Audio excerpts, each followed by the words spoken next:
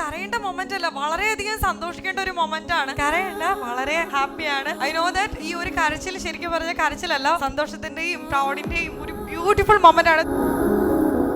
അഭിമാനവും സന്തോഷം തോന്നണു.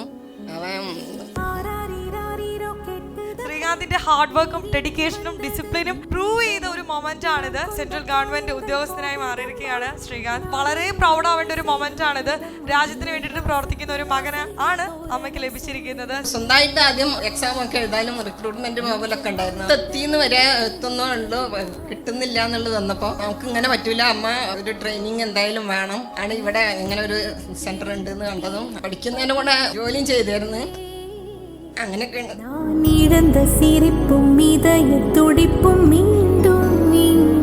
ഒരു ഗവൺമെന്റ് ജോലി നേടുക എന്നതാണോ നിങ്ങളുടെ ലക്ഷ്യം? ഈ വരുന്ന ജൂൺ 14 നമ്മുടെ വരാന്തറേസ് കൊച്ചിയിൽ വെച്ച് ഒരു ഫ്രീ കരിയർ ഗൈഡൻസ് പ്രോഗ്രാം നടക്കുന്നുണ്ട്. അതിൽ പങ്കെടുക്കുന്നതിന് വേണ്ടിയിട്ട് താഴെ കാണുന്ന നമ്പറിലേക്ക് ഒരു മിസ്ഡ് കോൾ ചെയ്യും.